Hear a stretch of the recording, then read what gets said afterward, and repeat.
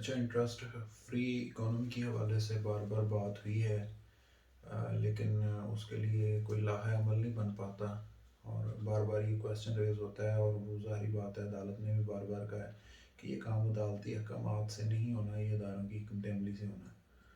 تو اس طرف کو جانا چاہتا نہیں ہے، یہ جا نہیں پا رہا، اور وہ کچھ مطلب اسٹیپ لائک جس طرح میزان بینک ہے، اس طرح مختلف اسلامک بینکس ہیں۔ مفتی تقی عثمانی صاحب نے جو مطلب اس کے سیکنڈری تھیوریز دی ہیں، ان کے حساب سے جو ہے نا وہ چلانے کی کوشش کی جا رہی ہے، لیکن وہ بھی کوئی پراپر طریقہ کار نہیں ہے۔ تو مداربت کی طرف ہم جانا نہیں چاہتے، کیونکہ اس میں سارا خسارہ جو ہے وہ انویسٹر کے ذمے آتا ہے، اور کیپٹلسٹ کے لیے تو یہ قابل قبول نہیں ہے کہ وہ سارا جو ہے وہ اپنا پیسہ بینک کے حوالے کر کے اور اس میں خسارہ بھی قبول کرے۔ تو اس میں بینک کا سسٹم جو ہے وہ فلاپ ہونے کا خدشہ ہے۔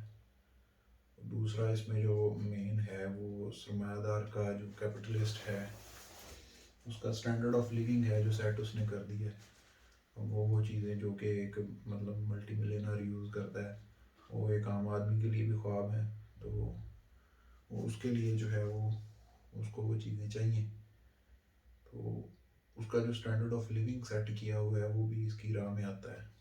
اس کے بعد پھر بیرونی قرضے آ جاتے ہیں، جن کے آنے سے اکثر مقامی کرنسی جو ہے وہ اس میں دو ڈیفیکٹس آتے ہیں۔ ایک تو اس کے اوپر سود کا بوجھ آتا ہے، اور دوسرا جو ہے وہ اس میں تنزلی آتی ہے۔ تو اس کا ایک ہی حل ہے ہمارے پاس، ہمارے جیسے جو ڈیولپنگ کنٹریز ہیں، ہم اپنی جب تک کرنسی اسٹرانگ نہیں کر پاتے، یا مطلب اس کو کوئی پیرلل کنڈیشن میں نہیں لے کے جا سکتے، تب تک اس کا واحد حل ایک ہی ہے کہ بیرونی شراکت داری سے جو ہے نا وہ انٹرنیشنل پارٹنرشپس کے ساتھ منصوبوں کو چلایا جائے۔ لائک اگر میرا کوئی یونٹ ہے، تو میں اگر جس کو بائر کو پروڈکشن دینی ہے، تو وہ ایک لمٹ تک ایک اس کے پلانٹ کے لیے یا اس کے راؤ مٹیریل کے لیے جو بھی ایکسپینسز ہیں وہ وہاں سے بیئر کیے جائیں۔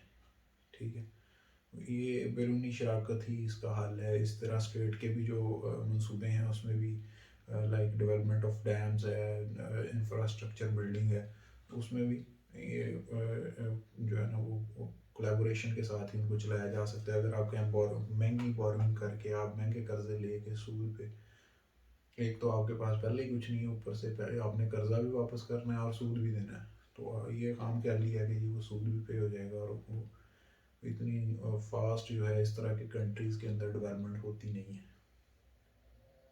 اور کوئی بھی انٹرنیشنل ٹریڈ ہے، اس کو اگر آپ دیکھتے ہیں کہ آپ کو جو ہے وہ فارن ڈائریکٹ انویسٹمنٹ بھی نہیں آ رہی، آپ کے ساتھ شراکت داری کا بھی جو ہے وہ ناکامی ہو رہی ہے، تو اس کے اندر جو چلا جاتا ہے ہمارا کہ آپ اس کو بارٹر پہ لے کے جائیں۔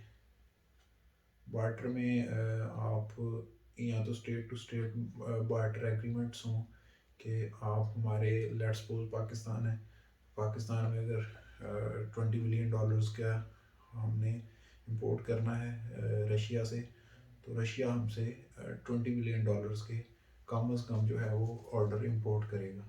اس طرح کا کوئی میوچل جو ہے وہ، تاکہ بہت زیادہ کوئی برڈن نہ آئے، اس طرح سے جو ہے نا وہ چلا جا سکتا ہے۔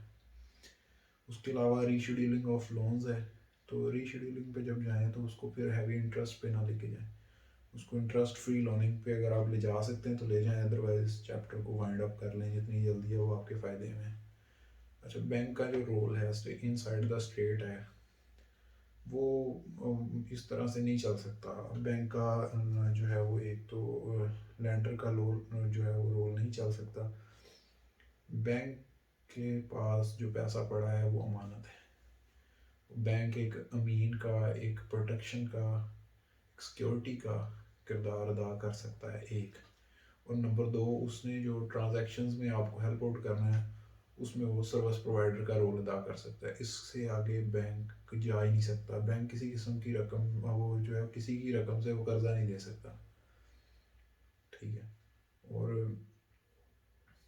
بذات خود مداربت کی بنیاد پر جو ہے وہ اس پہ کام نہیں کر سکتا۔ اس کی وجہ یہ ہے کہ وہ خود اگر بزنس کرے گا تو بینک کی بیسک سروسز رہ جائیں گی، یہاں تو بینک کو اپنے ساتھ اپنا جو ہے وہ بزنس کا الگ سے سیگمنٹ جس میں وہ ڈائریکٹ انویسٹمنٹ کر کے اس کی مانیٹرنگ بھی کرے، اور اس میں پھر یہ ہے کہ انویسٹر جو ہے وہ مداربت کے طور پہ آپ کا جو نقصان ہے اس کو اٹھانے کے لیے تیار ہو.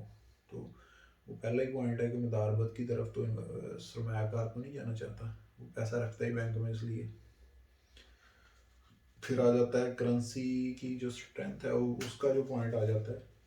تو کرنسی کے دو رول ہیں، ایک لوکل مارکیٹ میں اور ایک انٹرنیشنل مارکیٹ میں. لوکل مارکیٹ میں تو گورنمنٹ کی ضمانت کے طور پہ استعمال ہوتا ہے as a medium of transaction یا میڈیم آف ایکسچینج جو ہے وہ اس میں آ سکتا ہے. اچھا، وہاں پہ گورنمنٹس اپنے انسائڈ ریسورسز کو موبلائز کرنے کے لیے جہاں پہ اس کو کرنسی کی ریکوائرمنٹ ہے، وہ اپنی مرضی سے جتنی مرضی چھاپ سکتی ہے.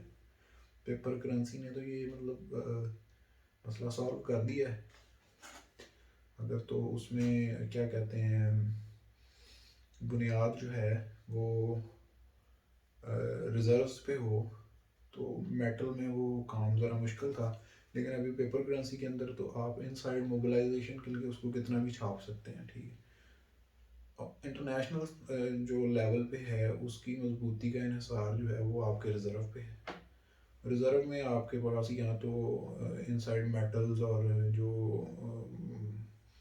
پریشیس چیزیں ہیں وہ یا تو اتنی زیادہ ہوں، لائک گولڈ یا میٹلز جو ہیں وہ آپ کے پاس اتنے ہوں کہ وہ آپ کے ریزرو اور آپ کی کرنسی کو اسٹیبلائز کروا رہے ہوں. یا پھر دوسرے نمبر پہ آپ کا ٹریڈ سائیکل ہے. ٹریڈ سائیکل ڈیولپنگ کنٹریز کے اندر بڑا محدود ہوتا ہے.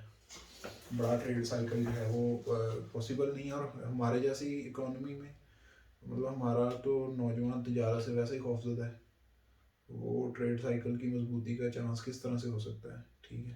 ہمارے 90% جو نوجوان ہیں وہ تجارت کی طرف ان کا کوئی رجحان نہیں ہے. موسٹلی وہ ایک چاہتے ہیں کہ انہیں ایک لم سم اماؤنٹ ملے اور اس کے اگینسٹ وہ ملازمت کریں. That's all. اس کے بعد جو ہے وہ کرنسی کی جو ہے وہ ضمانت جو ہے اسٹیٹ کی. اسٹیٹ دیکھیں، اسٹیٹ چارج کرتی ہے ہر چیز کے اگینسٹ، ٹیکسز چارج کرتی ہے.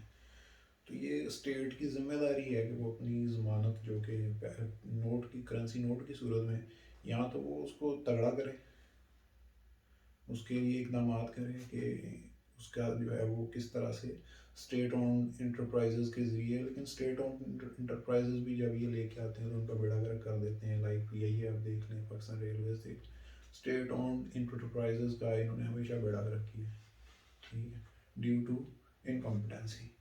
تو یہاں تو جو ہے وہ اسٹیٹ اون انٹرپرائزز کے ذریعے یہ بزنس کو ذرا اسٹرینتھ دیں، نیو آئیڈیاز کو جو جن میں پبلک انویسٹر نہیں آ رہا، پرائیویٹ انویسٹر نہیں آ رہا، اس میں پبلک سیکٹر کو یہ لے کے آئیں تاکہ ایک انیشیٹو ہو جائے. ٹھیک.